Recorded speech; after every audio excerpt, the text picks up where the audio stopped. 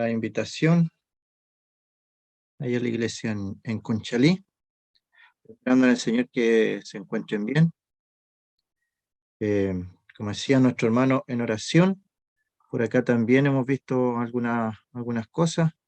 Bueno, en todas las ciudades parece que están con algunos problemas. Y como se decía en oración, no vienen días mejores. En nuestro país no es la excepción. No se trata tampoco de ser, como dicen, pesimista o alarmista, sino que solamente en la realidad.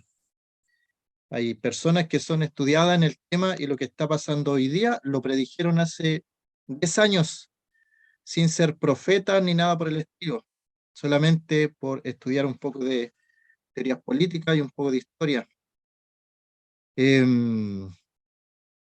Y la última vez que estuvimos considerando el libro de Habacuc, estuvimos viendo los ayes del profeta en el capítulo 2. En el día de hoy vamos a comenzar el capítulo 3 del profeta Habacuc. Y en aquella oportunidad consideramos también estos ayes y cómo se repiten porque pueden cambiar las sociedades, pueden cambiar la frontera de los países, puede cambiar todo el mundo. La última oportunidad que el mundo cambió completamente fue la generación de Noé. No sé si ha pensado usted que antes de Noé existieron aproximadamente 2000 años, 2000 años de una generación, de una civilización, que no tenemos registro de aquella civilización más que lo que nos dice la Escritura, porque todo fue destruido.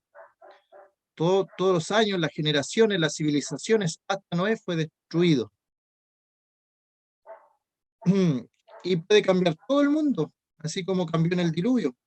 Antes del diluvio, el designio de los pensamientos del corazón del hombre era de continuo solamente el mal. Comienza nuevamente Dios, da una oportunidad a la humanidad y avanza el tiempo. Después del diluvio, comienza a crecer la población y nuevamente el corazón del hombre, no el corazón que bombea sangre, sino el corazón, nuestros pensamientos, las intenciones, donde radican las emociones, es el corazón. De continuo solamente el mal y piensa el mal. Y siempre va a estar contrario a lo que Dios piensa, a lo que Dios quiere del hombre. Habacuc, y sabe que en este último tiempo me he sentido muy identificado con Habacuc, por lo que estamos viviendo, por lo que también se oró. El tiempo de Habacuc fue así.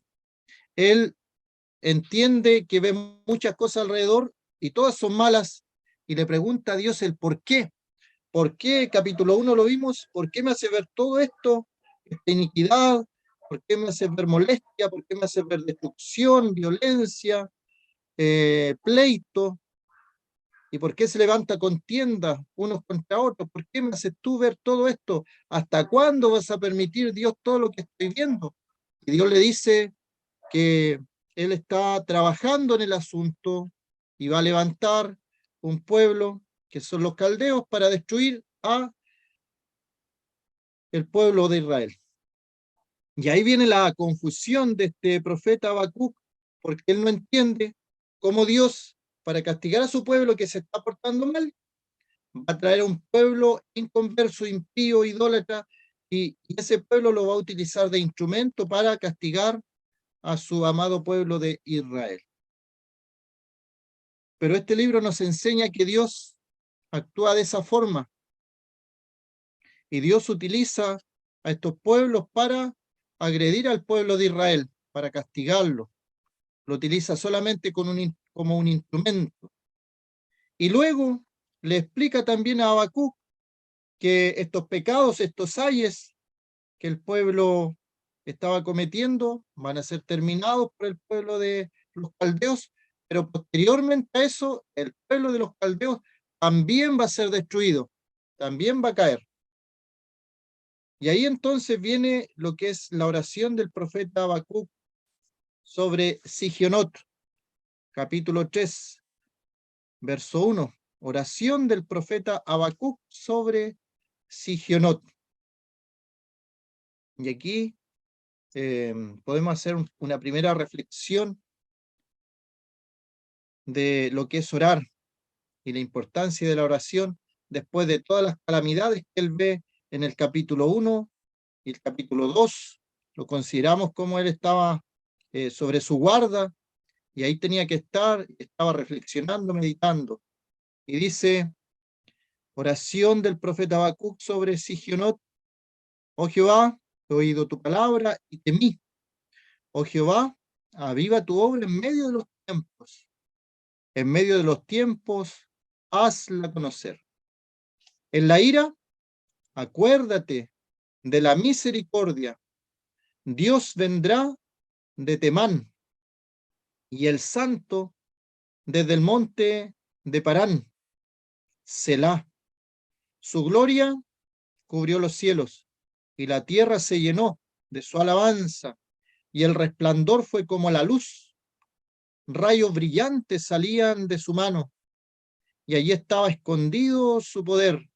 Delante de su rostro iba mortandad y a sus pies salían carbones encendidos. Si consideramos, ahí estamos frente a lo que podría ser una teofanía, varias cosas que menciona allí. Se levantó y midió la tierra, miró e hizo temblar las gentes. Los montes antiguos fueron desmenuzados. Los collados antiguos se humillaron. Sus caminos son eternos. He visto las tiendas de Cusán en aflicción. Las tiendas de la tierra de Madián temblaron. ¿Te airaste, oh Jehová, contra los ríos? ¿Contra los ríos te airaste? ¿Fue tu ira contra el mar cuando montaste en tus caballos y en tus carros de victoria? Te descubrió enteramente tu arco. Los juramentos a las tribus fueron palabras seguras. Selah. Hendiste la tierra con ríos, te vieron y tuvieron temor los montes. Pasó la inundación de las aguas, el abismo dio su voz. A lo alto alzó sus manos. El sol y la luna se pararon en su lugar. A la luz de tus saetas anduvieron y al resplandor de tu fulgente lanza. Con ira hollaste la tierra, con furor trillaste las naciones, saliste para socorrer a tu pueblo, para socorrer a tu ungido. Traspasaste la cabeza de la casa del impío, descubriendo el cimiento hasta la roca. Horadaste con sus propios dardos las cabezas de sus guerreros, que como tempestad acometieron para dispersarme, cuyo regocijo era como para devorar al pobre encubiertamente. Caminaste en el mar con tus caballos sobre la mole de las grandes aguas. Oí y se conmovieron mis entrañas. A la voz temblaron mis labios, pudrición entró en mis huesos y dentro de mí me estremecí. Si bien estaré quieto en el día de la angustia, cuando suba al pueblo el que lo invadirá con sus tropas. Aunque la higuera no florezca, ni en las vides haya frutos, aunque falte el producto del olivo, y los labrados no den mantenimiento, y las ovejas sean quitadas de la majada, y no haya vacas en los corrales, con todo, yo me alegraré en Jehová, y me gozaré en el Dios de mi salvación. Jehová, el Señor es mi fortaleza, el cual hace mis pies como de ciervas, y en mis alturas me hace andar. Al jefe de los cantores sobre mis instrumentos de cuerdas. Y termina este libro. Así que por ese final entendemos que Habacuc era un salmista, era un hombre que estaba allí de alguna manera vinculado a la música, a los cantos del pueblo de Israel. Y también el verso 1 nos da otro indicio cuando habla acerca de Sigionot, esa palabrita que no aparece en ninguna otra parte, pero hay una palabra parecida en lo que es una de las traducciones que se llama la Septuaginta. Está en el capítulo 7 de los Salmos, un salmo escrito por David, pidiendo vindicación, y allí también en la introducción del Salmo 7 dice la palabra Sigayón de David, que cantó a Jehová acerca de las palabras de Cus, hijo de Benjamín. Allí entonces se utiliza una palabra parecida que en los originales se parece en la misma raíz. Y esto significa que es una canción, un canto. Ahora, ¿por qué dice oración? Oración de Habacuc, y nos da indicio a que es un canto, es un salmo, es una alabanza. Tenemos allí indicios como el Salmo 7, que utiliza la misma palabra, es un canto, una canción, y esto también es importante para nosotros, porque los salmos de Israel, hay 5 libros de salmos, cada uno con autores diferentes. Allí hay salmos de David, también de Moisés, también de Asaf, eran salmistas, canto de los hijos de Coré. El himnario del pueblo de Israel son los salmos, y el himnario del pueblo de Israel tenía instrumentos de cuerda, de cuerda. Ahora cuando en algunos salmos, y aquí también dice Habacuc, al jefe de los cantores sobre mis instrumentos de cuerda, y el comienzo del versículo también, ¿qué es lo que está diciendo? Bueno, este es un canto, una canción, se va a cantar esto. Y otro indicio de este poema, de esta oda, es que cada ciertos versículos se escribe la palabra Selah. Por ejemplo, versículo 3 al final dice Selah, Selah. Ahí hay un descanso, una pausa, un parar. Es como en el día de hoy una frase que tenemos: pare, mire y escuche. Deténgase, haga un alto, medite en lo que cantó y medite en lo que va a cantar. Ese es un selah, es una pausa. La importancia del canto, la importancia de cuando nosotros abrimos nuestros labios para cantar, no le estamos cantando a la nada, tampoco le estamos cantando a los hermanos, y a veces no tenemos conciencia de eso. Le estamos cantando al Señor, estamos cantando a Dios Todopoderoso, al Dios que hizo los cielos y la tierra, y Él escucha nuestra oración y también escucha nuestro canto. Versículo 9, también aparece allí el Selah, segunda vez que aparece.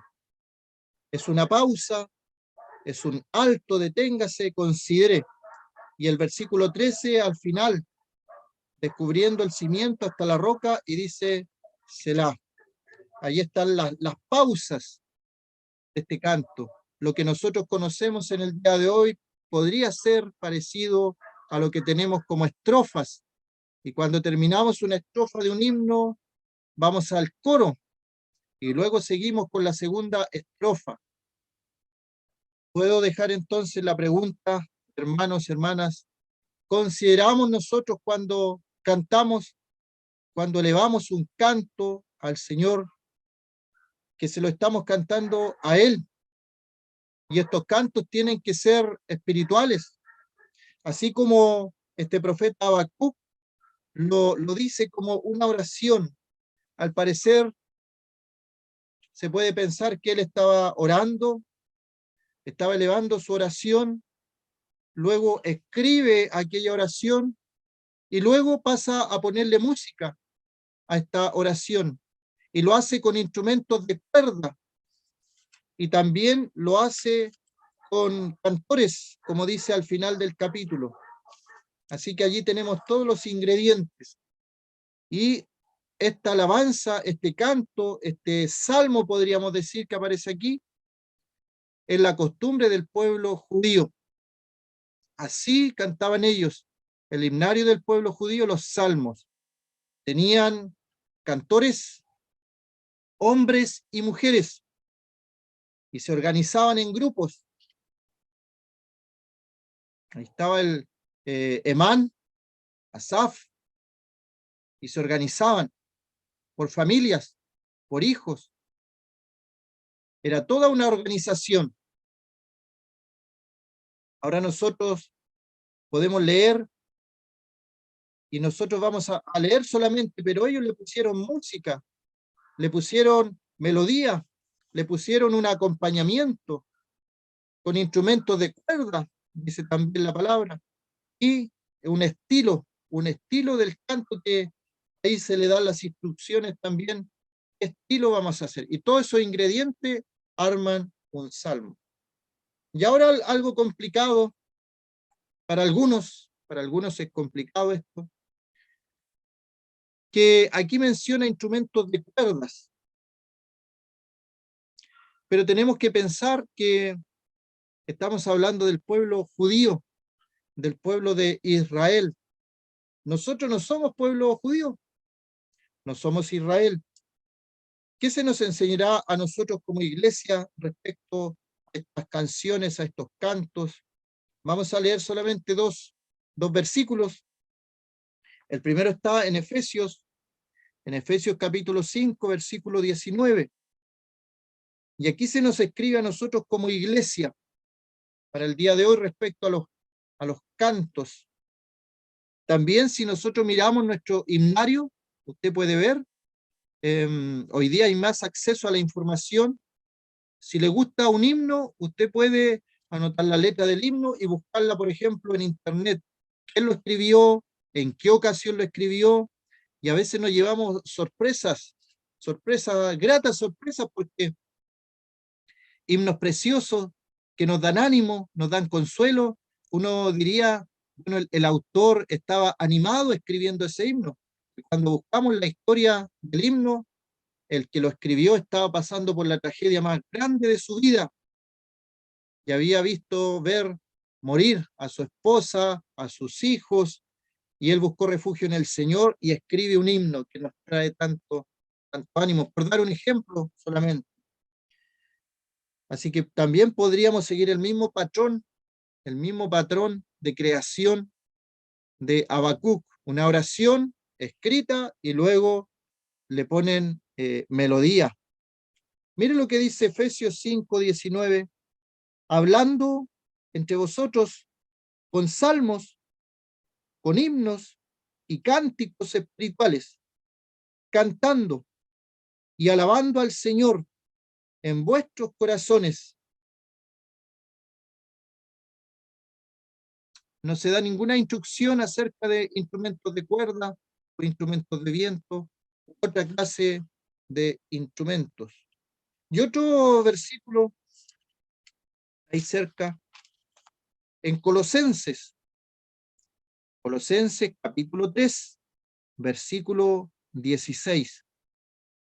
La palabra de Cristo more en abundancia en vosotros, enseñándoos y exhortándoos unos a otros con toda sabiduría, cantando con gracia en vuestros corazones al Señor con salmos e himnos y cánticos espirituales.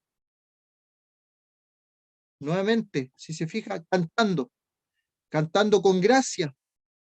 Es una forma de cantar. Cuando cantamos nuestros himnos, cuando cantamos los coros, cuando cantamos algún hermano que creó también un himno, una canción espiritual, un cántico espiritual, lo debemos hacer con gracia en nuestros corazones al Señor con salmos e himnos y cánticos espirituales. Y eso es para la iglesia. Obviamente es hermoso cantar y cómo los hermanos tienen la sabiduría, porque esta creación musical no ha parado, no ha parado. Cada vez van apareciendo más cánticos espirituales. Cada año el Señor levanta nuevas personas que hacen estos himnos y cánticos espirituales y podemos disfrutar nosotros de ellos. Hay tantos estilos musicales, hermanos, pero al parecer lo que el profeta, cuando organizaban estos coros, estos cánticos, estos salmos, al agregarle el Selah, después le agregan también como unas melodías, la mayoría era de instrumentos suaves, instrumentos suaves. No vemos que utilizaban, porque también la escritura nos habla de muchos instrumentos, pero no eran instrumentos pesados en el sentido musical, que nosotros sabemos que hay estilos musicales que son bien fuertes, bien potentes, bien pesados, que a la larga nos dan una tranquilidad a nuestro espíritu. Y yo creo que no tengo que ahondar más en eso, porque cada uno de nosotros sabe qué música puede tranquilizar nuestro espíritu y qué música puede alterar nuestro espíritu.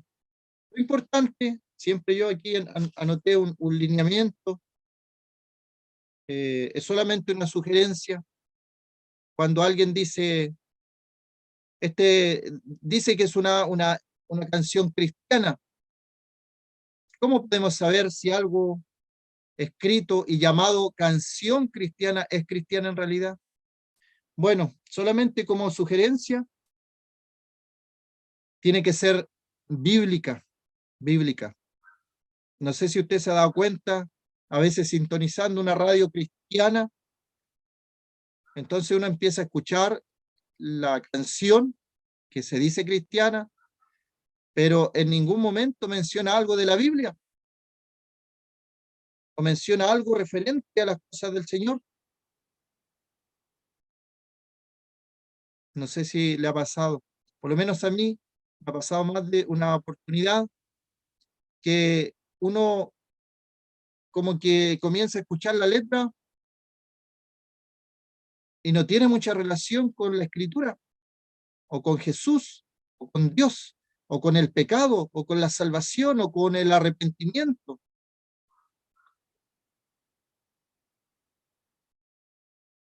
Pero aquí viene algo interesante.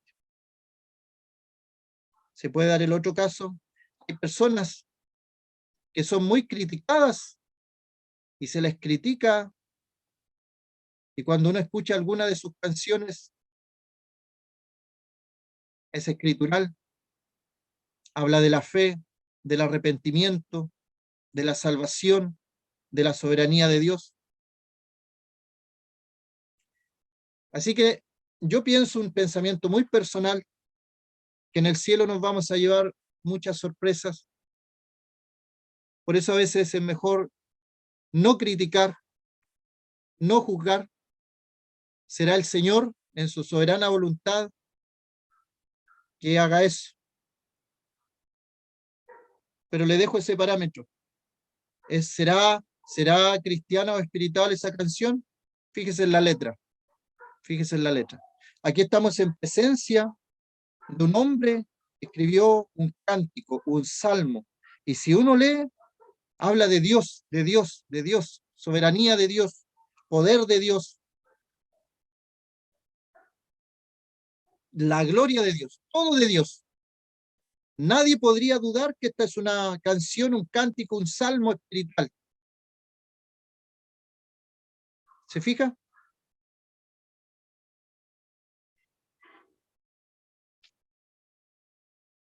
Y llegamos entonces al verso 2. Oh Jehová, he oído tu palabra y temí. He oído tu palabra y temí. ¿Cuál fue la reacción del profeta delante de Dios frente a todo lo que consideramos nosotros en el capítulo 1 y capítulo 2? Él temió. tuvo temor. Proverbios capítulo 1, verso 7 dice que el principio de la sabiduría es el temor del Señor. Pregunta para nosotros, ¿se le puede tener temor al Señor? ¿Tener miedo al Señor? Porque esa es la palabra. Hablamos a veces de un temor reverente. Está bien, temor reverente.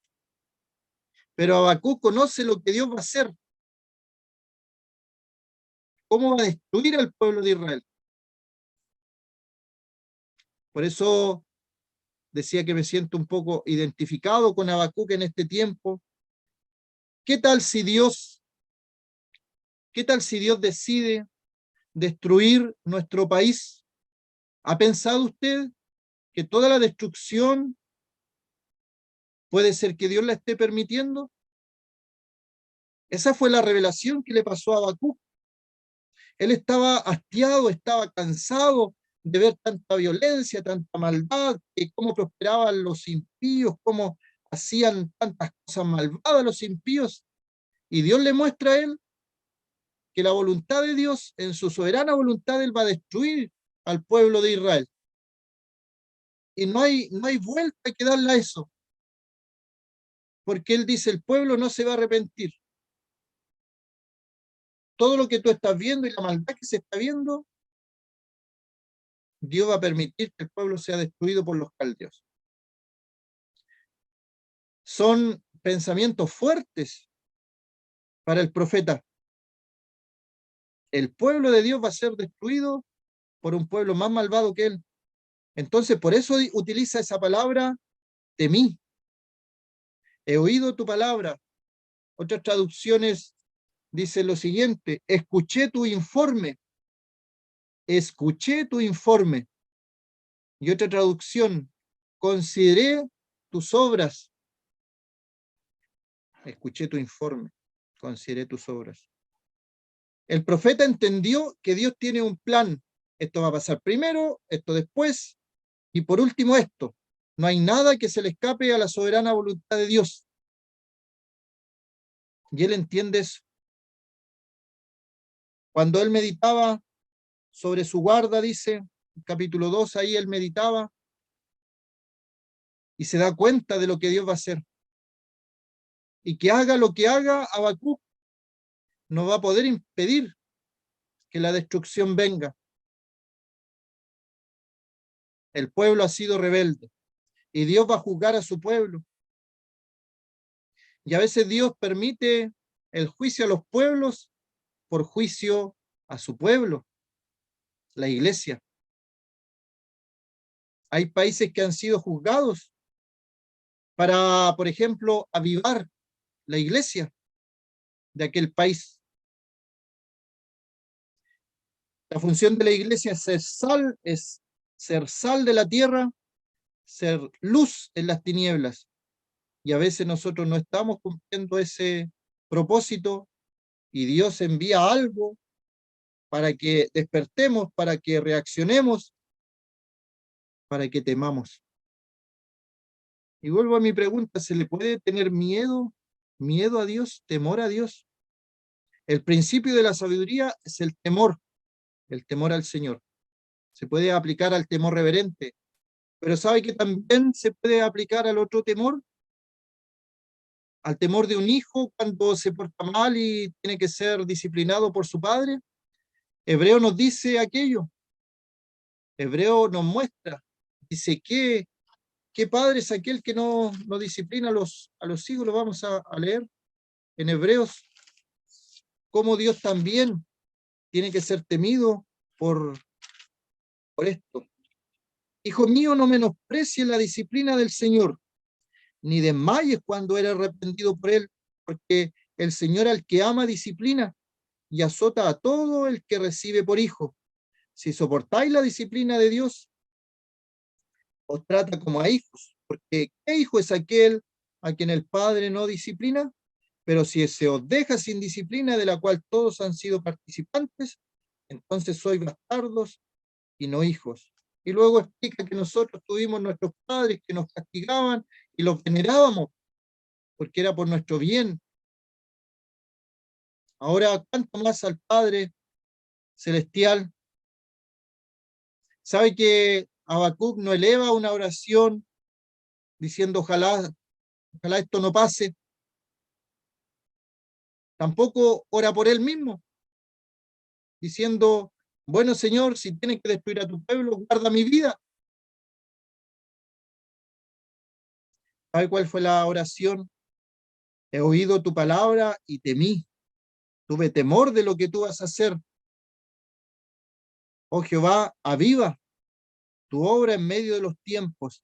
En medio de los tiempos, hazla conocer. Revive el trabajo. Hay otra versión que dice eso. Oh Jehová, oh Señor, aviva tu obra en medio de los tiempos. Estos tiempos, Dios tiene un tiempo determinado.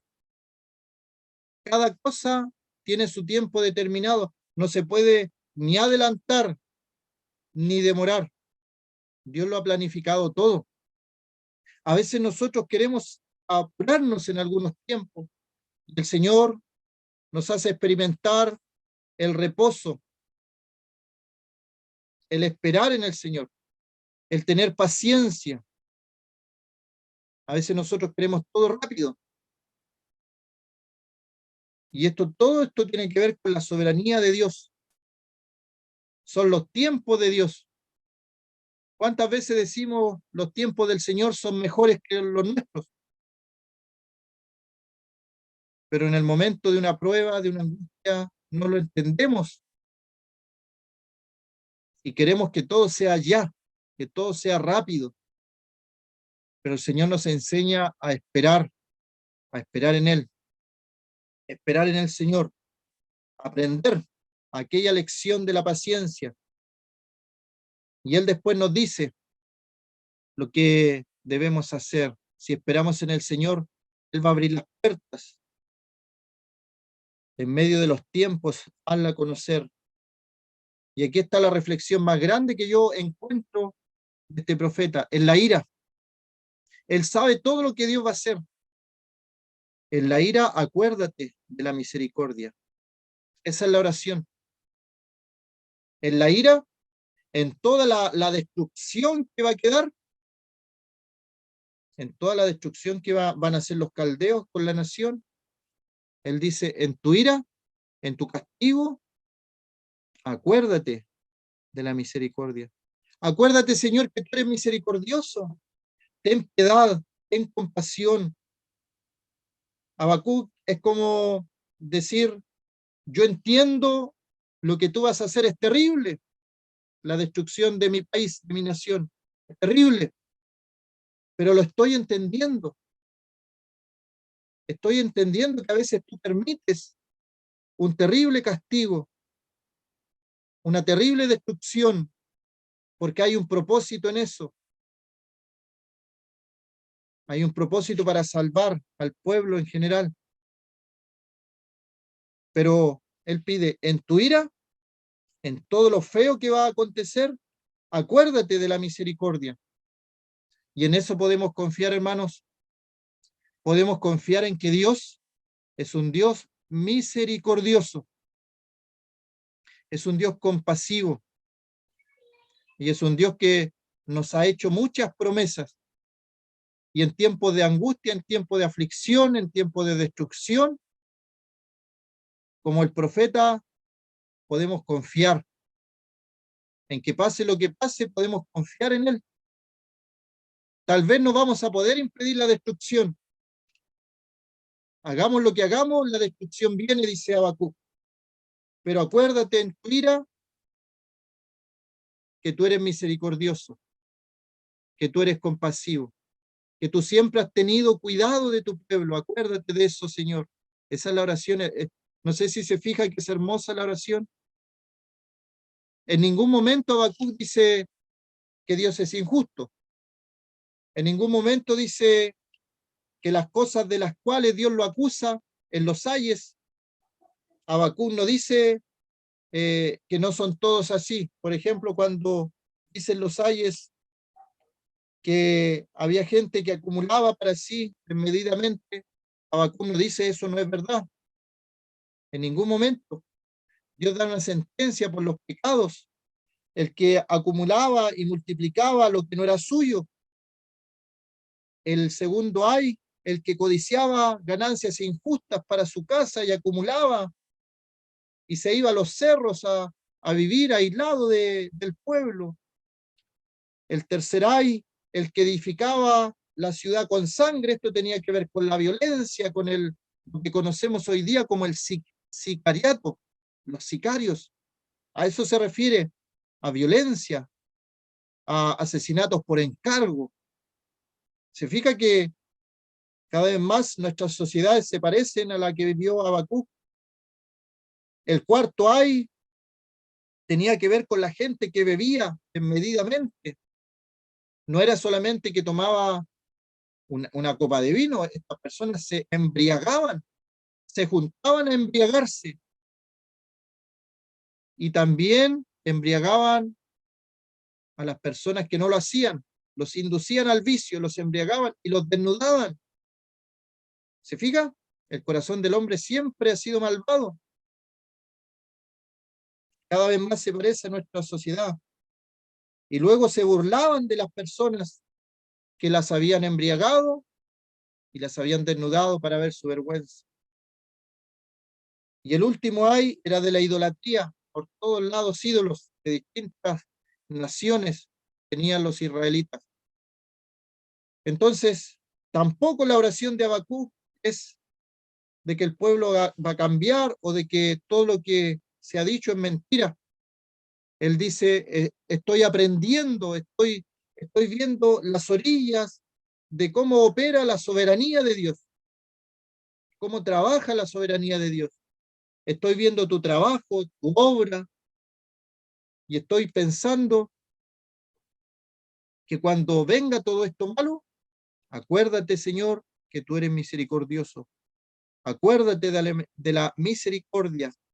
Y lo lleva a un recuerdo que está en el Antiguo Testamento, en el libro de Deuteronomio. Deuteronomio 33.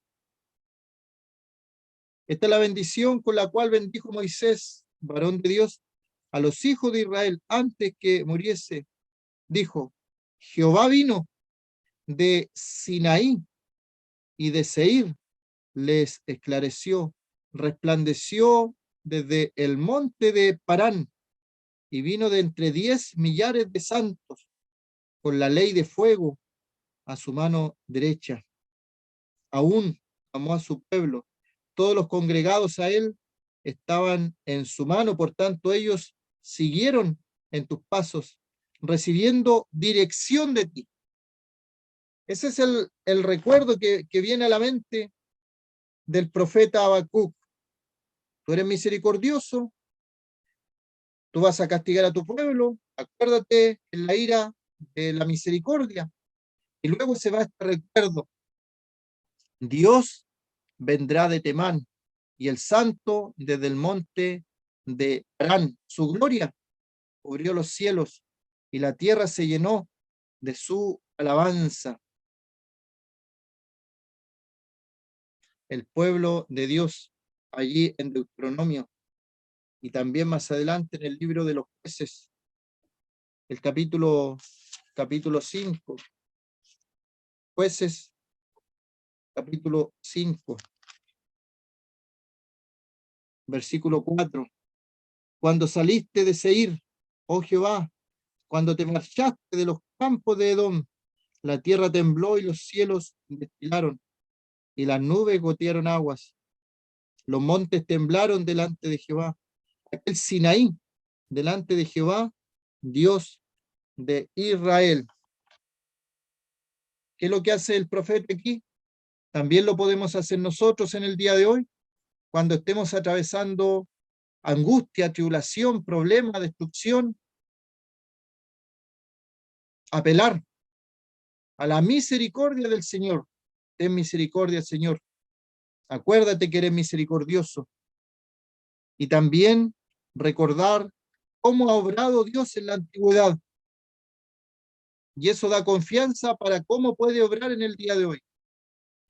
Los lleva en el recuerdo al tiempo de Deuteronomio, al tiempo de recordar cómo Dios dice allí, hay un versículo bien especial, cuando resplandece del monte de Parán, vino de entre 10 millares de santos, 10 millares de santos. Ahí está hablando del mundo espiritual, el mundo espiritual. ¿Sabe que lo que se vive hoy día, lo que se vive hoy día es una guerra espiritual? Es una guerra espiritual. La rebelión, la rebeldía, no tiene nada que ver con Dios.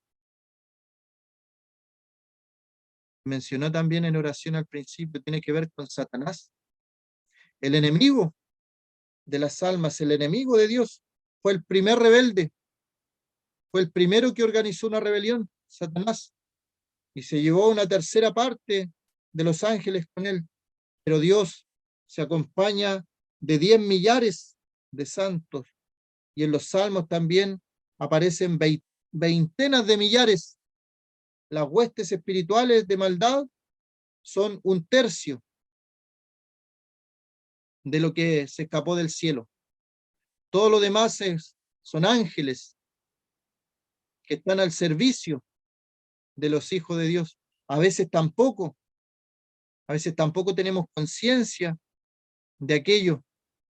El ministerio angelical, el ministerio de los ángeles, nunca ha terminado. No vemos en la Escritura que Dios haya dicho hasta aquí llegó el trabajo de los ángeles. Tal vez en alguna circunstancia, como hay testimonios el 2010, por ejemplo, en el gran terremoto de Chile, hay testimonios que personas fueron ayudadas por personas. Y los ángeles tienen esa capacidad de tomar forma humana. Y muchas veces en el mundo espiritual hemos sido ayudados por ángeles. Ni siquiera nos hemos enterado de todas las veces que nos han ayudado. Así que el recuerdo de la palabra de Dios en tiempos de angustia es un arma poderosa que nos ha dado Dios. Recordar lo que hizo Dios en el pasado, traerlo al presente, porque Dios lo puede hacer otra vez. Si Dios ayudó a su pueblo en la antigüedad, lo hizo pasar por el desierto, fue un tiempo, fue una temporada para llegar a la tierra prometida, para llegar a la tierra de bendición. Entonces, eso es lo que se acuerda Habacuc en el verso 3. Dios vendrá de Temán, el santo desde el monte de Parán. Su gloria cubrió los cielos y la tierra se llenó de su alabanza. Y el resplandor fue como la luz. Rayos brillantes salían de su mano y allí estaba escondido su poder. Delante de su rostro iba mortandad. Ahí está todo lo que hace Dios. La gloria de Dios. Los judíos la llamaban la Shekinah. Era un color, tenía también un color. Así como los ángeles también.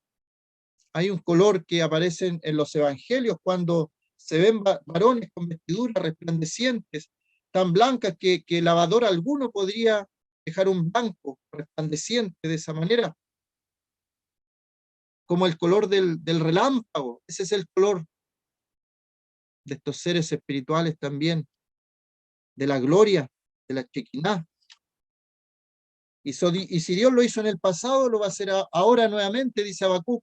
Y nosotros, en el día de hoy, podemos decir lo mismo. Si Dios lo hizo en el pasado, a pesar de los problemas, las circunstancias, las tribulaciones que tuvo que pasar el pueblo, luego de todo eso, que es un periodo de tiempo, siempre viene algo bueno, siempre viene una bendición, siempre viene lo mejor para el pueblo que confía en su Señor. Así que a pesar de la tragedia, son palabras de ánimo. A pesar de la tragedia que va a venir sobre la nación, dice Habacuc, tengamos ánimo, porque todo esto lo está haciendo Dios. Y luego vamos a ver los resultados. Para los que aman a Dios, todas las cosas les ayudan a bien. Y esa es nuestra esperanza. Vamos a dejar hasta ahí, hermanos. Que el Señor bendiga su palabra en esta tarde.